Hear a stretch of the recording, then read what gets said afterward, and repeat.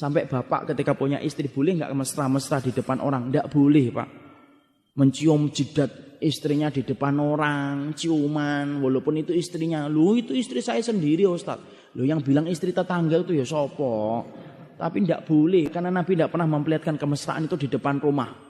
Semua kemesraan itu di balik rumah, di balik pintu. Mau apapun di balik pintu silahkan. Tapi kalau di luar pintu tidak boleh. Kenapa? Untuk menjaga hati orang yang punya penyakit kotor supaya tidak tertarik untuk melakukan zina gara-gara melihat pemandangan itu. Coba sampai sedetail itu. Karena itu di Al-Quran dilarang kita bicara yang tidak baik. Ya ayyuhalladzina amanu la yashar qaumin qaum. Quran surah ke-49 ayat 11 misalnya. Hai orang-orang yang merasa punya iman, jangan gunakan lisanmu untuk saling mencela, karena itu tak baik. La yaghtab ba'dukum ba'dha. Jangan gosip, karena itu tak baik. Karena itu Nabi mengarahkan lisan pada fungsi yang baik-baik. Man kana yu'minu billahi wal yawmil akhir falyaqul khairan aw liyasmut.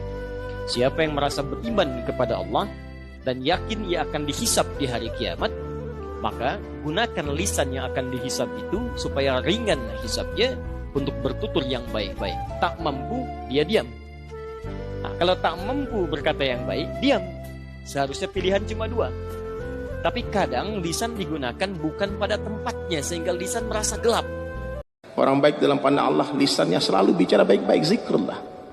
Dan mata dia selalu melihat kebaikan orang, tak pandai melihat keburukan orang. Itu orang baik. Dilihat orang jahat, orang buruk, hadirin mulia, dia cari kebaikan orang. Ketemu kebaikannya, dibicarakan kebaikan itu. Sekurus-kurusnya ikan pasti ada dagingnya. Segemuk-gemuknya ikan pasti ada tulangnya. Senakal-nakal, sejelek-jeleknya orang pasti ada kebaikannya. Sewali-wali orang hari ini, sebaik-baik orang pasti ada aibnya. Orang yang berakal, dia akan beli ikan, dia makan dagingnya, tulangnya dia buang. Hanya orang gila, hadirin mulia, dia beli ikan, tulang dia makan, daging dia kasih kucing. Na'udzubillah.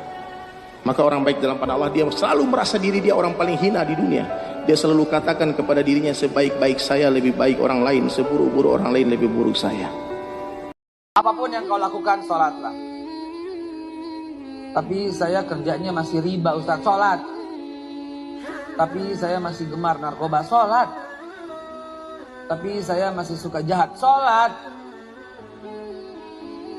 Tapi saya kerjanya debt collector. Sholat. Tapi saya tukang oplos bir, Ustaz. Sholat. Tapi saya kumpul kebo. Sholat. Tapi saya kerjanya BPKB, jaminan dan sebagainya, kan riba gitu. Sholat tetap. Tapi saya penari telanjang, Ustaz. Sholat.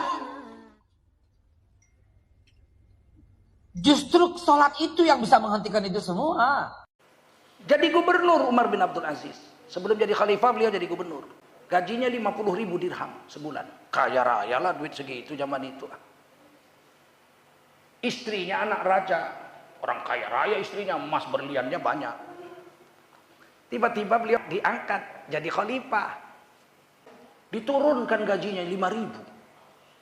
Tinggal 10% dari 50.000 dirham jadi 5.000. Istrinya nanya, "Bang, gaji kita sekarang berapa?" 5.000. Loh, kok malah turun? Jadi gubernur 50.000, jadi khalifah 5.000. Aku jadi gubernur, gajiku yang menetapkannya khalifah. Aku terima bersih, khalifah yang menetapkan. Kita makan sebagian, sisanya kita sedekahkan. Sekarang aku jadi khalifah, yang menentukan gaji itu aku. Malulah aku 50.000 banyak betul. 5.000 aja cukup. Kalau istri kita sekarang tuh bungkus baju langsung pulang rumah bapaknya. "Pak, kenapa aku tak cerai aja, lakiku udah gila, Pak."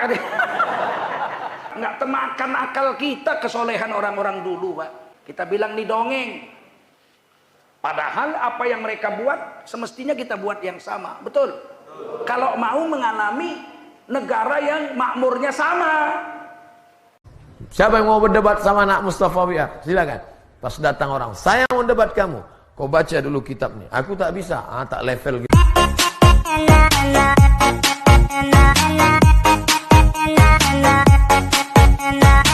Sudah diikat dalam ikatan sirat ta'liq.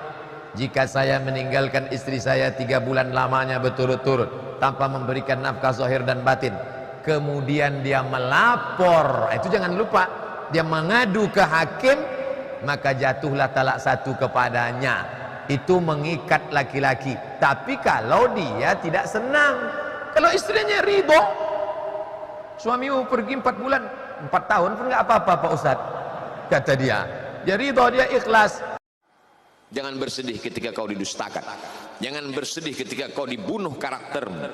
Jangan berduka cita ketika tidak ada manusia yang menerimamu.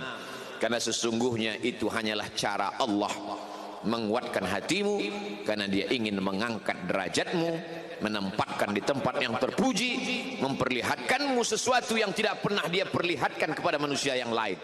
Dia buat hatimu hancur berkeping agar tidak lagi ada tempat makhluk dalam hatimu, yang ada hanya Allah semata.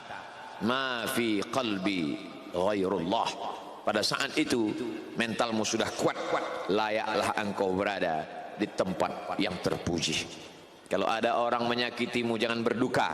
Kalau ada tetangga, sahabat, kawan baik meninggalkanmu, jangan berduka lara. Karena sesungguhnya di balik itu semua, fa inna ma'al usri yusra, inna ma'al usri yusra.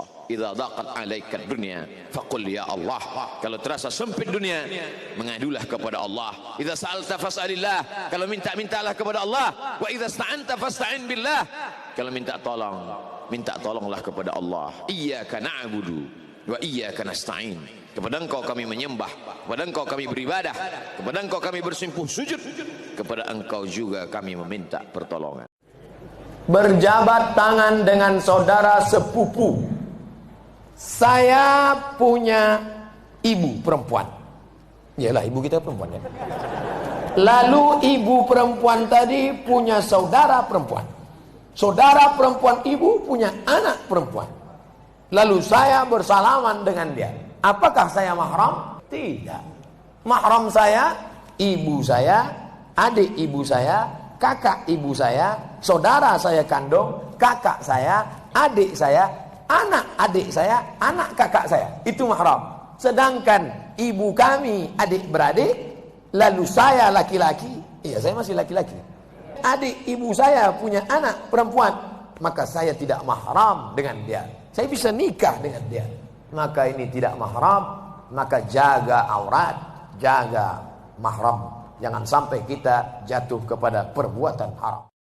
Kami mau menanyakan bagaimana sikap seorang suami yang ditinggal oleh istrinya pergi dengan laki-laki lain, meninggalkan suami dan anak-anaknya. Suami ditinggal oleh istrinya, pergi dengan laki-laki lain, meninggalkan anaknya. Mati dia, neraka jahanam tempatnya. Perempuan yang keluar rumah, melewati pintu rumah tanpa izin suaminya, nusyuz, durhaka, dengan syarat suaminya itu takwa kepada Allah.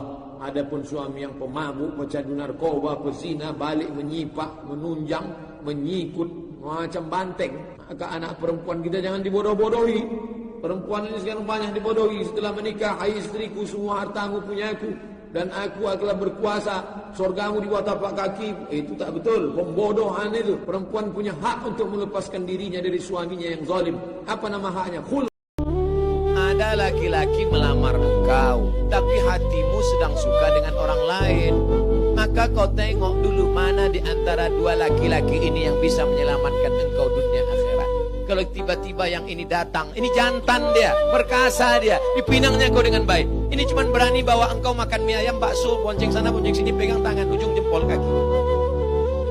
Maka kau campakkan ini Fir'aun, ini tak ada gunanya. Ini yang Musa yang baik ini. Laki-laki yang baik bukan yang berani bawa engkau di belakang orang tuamu. Laki-laki yang baik adalah yang bertanggung jawab datang. Laki-laki yang perkasa bukan yang datang dengan mobil besar, motor megah yang mewah. Laki-laki yang perkasa adalah laki-laki yang berani berkata, kupinang kau dengan bismillah.